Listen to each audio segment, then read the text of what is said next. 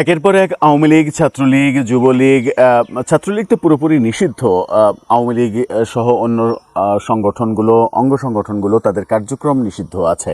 কিন্তু সেগুলো থাকা সত্ত্বেও সারা দেশে আমরা দেখছি একের পর এক তারা ঝটিকা মিছিল করছে, শোডাউন করছে, নানা রকমের ঘটনা ঘটছে। বিশেষ করে গতকালকে দেশের বেশ কিছু জায়গায়, নোয়াখালী এবং চট্টগ্রাম সহ বেশ কিছু জায়গায় যে ঘটনাগুলো ঘটলো, তাতে করে মনে হচ্ছে যে আওয়ামী লীগ অনেক বেশি এগ্রেসিভ হয়ে যাচ্ছে। এবং এগ্রেসিভ হয়ে গেলে যেটা হবে সেটা হচ্ছে দেশ উত্তপ্ত হয়ে যাবে। দেশ উত্তপ্ত হয়ে গেলে সেই পরিস্থিতি নিয়ন্ত্রণ করতে সরকার শক্তি প্রয়োগ করবে। সরকার যদি শক্তি প্রয়োগ করে তখন মানবাধিকারের প্রশ্ন আসবে এবং দেশে বিশৃঙ্খলার সৃষ্টি হবে অনেক বেশি। সেটা কোন দিকে শেষ পর্যন্ত যাবে? আওয়ামী লীগ ফিরে আসার যখন প্রচণ্ড চেষ্টা করছে, তখন সরকার যদি প্রচণ্ড বেগে তাদের নিয়ন্ত্রণ করার কিংবা তাদের গতি থামানোর চেষ্টা করে, তাহলে পরিস্থিতি নিয়ন্ত্রণের মধ্যে থাকবে কিনা সেই প্রশ্নও রয়েছে। কি ঘটলো গতকালকে নোয়াখালীতে এবং চট্টগ্রামে, কি বলছে গণমাধ্যম? কেন ছাত্রলীগের, আওয়ামী লীগের মিছিলকে না থামিয়ে পুলিশ সেখান থেকে সরে গেল? অনেকেই আওয়ামী লীগের যারা অ্যাক্টিভিস্ট তারা বলছেন যে ছাত্রলীগের, আওয়ামী লীগের মিছিল দেখে পুলিশ ভয়ে পালিয়ে গেছে। এই ঘটনাগুলো কেন হচ্ছে? তাহলে কি আওয়ামী লীগ কোনো বড় ধরনের পরিকল্পনা বাস্তবায়নের পথে রয়েছে? চলুন একটু বুঝে দেখার চেষ্টা করি নোয়াখালী এবং চট্টগ্রামের ঘটনা দুটো। দর্শক, কয়েকদিনের ব্যবধানে আমরা দেখেছি ব্রাহ্মণবাড়িয়ায় বেশ বড় শোডাউন, এরপরে চট্টগ্রামে একাধিক শোডাউন। চট্টগ্রামে ইঞ্জিনিয়ার মোশাররফকে কেন্দ্র করে জানাজা, তার আগে পরে বিভিন্ন ধরনের শোডাউন, গতকালকে আবারও যুবলীগের শোডাউন। এই ঘটনাগুলো যখন ঘটছে, মাঝে তোফায়েল আহমেদের জানাজা কেন্দ্রিক একটা অবস্থা, সিচুয়েশন তৈরি হওয়ার চেষ্টা, এবং গতকালকে চট্টগ্রামে যুবলীগের সাথে নোয়াখালীতে আওয়ামী লীগের, ছাত্রলীগের মিছিল বেশ চাঞ্চল্যের সৃষ্টি করেছে। এবং পুলিশের পক্ষ থেকেই বিভিন্ন অসমর্থিত সূত্র বলছে যে হাজার হাজার কর্মীরা যখন মিছিল করে এবং তাদের মিছিলে যখন জনসংখ্যা বাড়তে থাকে, তখন পুলিশ সেখান থেকে সরে যেতে বাধ্য হয়। নোয়াখালীর ঘটনা নিয়ে বাংলা ট্রিবিউনের এই শিরোনামটা দেখে নিতে পারেন। তারা মিছিলের ছবি দিয়ে বলছে, শুধুমাত্র বাংলা ট্রিবিউন না, বাংলাদেশের যত গণমাধ্যম আছে সব গণমাধ্যমে গুরুত্ব সহকারে এই খবরটা প্রকাশ করা হয়েছে। বাংলা ট্রিবিউন বলছে নোয়াখালীতে নিষিদ্ধ ছাত্রলীগের মিছিল।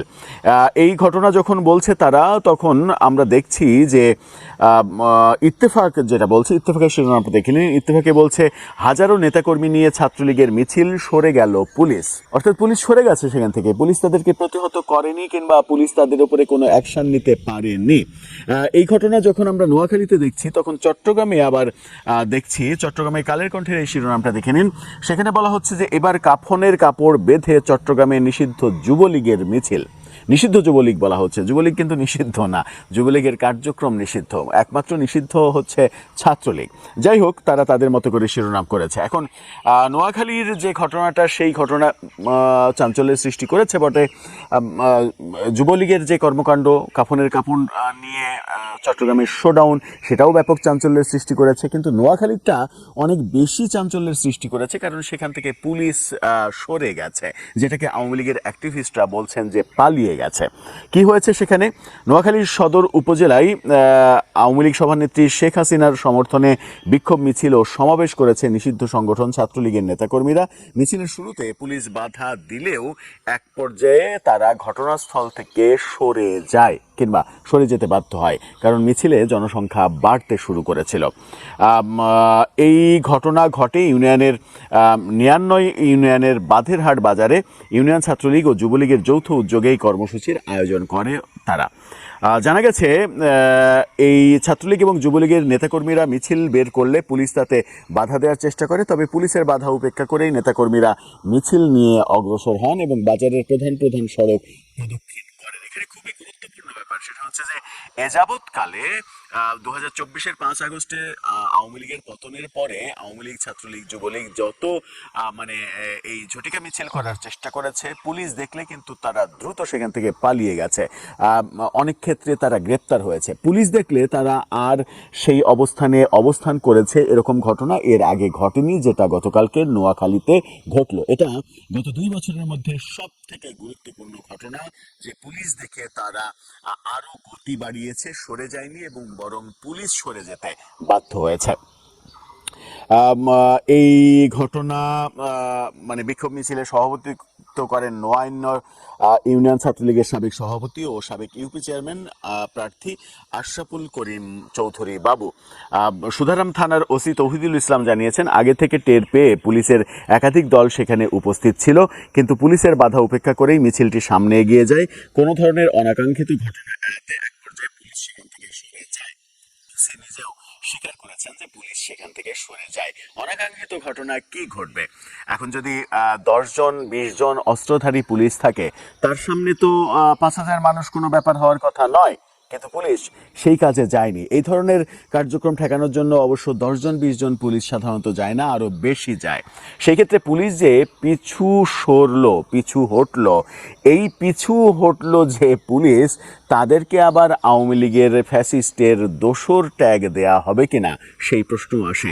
এই ওসি সাহেবকেও আওয়ামী লীগের দোসর ট্যাগ দেয়া হলে আশ্চর্য হওয়ার কিছু থাকবে না, কারণ গত 2 বছরে আমরা দেখেছি সব থেকে সস্তা জিনিসের নাম আওয়ামী লীগের দোসর ট্যাগ। পুলিশ কেন সরে গেল? পুলিশের মধ্যেই ছাত্রলীগ আছে, পুলিশের মধ্যেই আওয়ামী লীগ আছে, পুলিশ তাদের গ্রেপ্তার না করে সরে যাবে কেন? এই প্রসঙ্গগুলো আসবে। যেহেতু এই ঘটনাটা ঘটলো, এই ঘটনাটা সারা দেশে চাঞ্চল্যের সৃষ্টি করলো। শুধুমাত্র এটা না, গতকালকে দেশের বেশ কিছু জায়গায় এরকম ঘটনা ঘটেছে, কিন্তু পুলিশ সরে গেছে। এই ঘটনা শুধুমাত্র গতকালকে না, গত 2 বছরের মধ্যে এই প্রথম ঘটলো। এর আগে যত ঘটনা ঘটেছে, পুলিশ দেখলে ছাত্রলীগ, আওয়ামী লীগের মিছিলকারীরা সরে গেছে, গ্রেপ্তারের ভয়ে সটকে পড়েছে। গতকালকে পুলিশই সটকে পড়লো, যেটা ওসি নিজে স্বীকার করলেন। এই দৃশ্য খুব একটা স্বাভাবিকভাবে নেয়ার কিন্তু কোনো কারণ নেই। কারণ আওয়ামী লীগ যদি মানে এই 1-2 হাজার নেতাকর্মীর ব্যাপারেই যদি এরকম অবস্থা হয়, তাহলে আওয়ামী লীগ ক্রমেই তাদের মনে হচ্ছে তারা এগ্রেসিভ হয়ে উঠছে। তারা যদি সত্যি এগ্রেসিভ হয়ে ওঠে, সেটা কন্ট্রোল করা পুলিশের পক্ষে অনেক বেশি কঠিন হবে।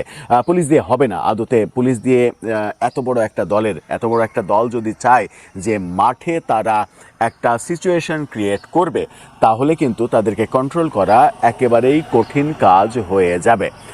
সেই ব্যাপারটা মাথায় রেখেই হয়তো সরকার ভূমিকা পালন করবে তাদের। তবে একদিকে আওয়ামী লীগের এগ্রেসিভ হওয়া, অন্যদিকে সরকারের এগ্রেসিভ হওয়া, মানে সরকারের প্রতিহত করতে চাওয়া, এই দুই মানে শক্তি প্রয়োগের চেষ্টা যদি একত্রিত হয়, তাহলে সেখানে সংঘর্ষ অবধারিত। সেদিকেই কি যাচ্ছে সিচুয়েশন? দর্শক, আপনার মতামত জানিয়ে লিখতে পারেন আমাদের কমেন্ট বক্সে।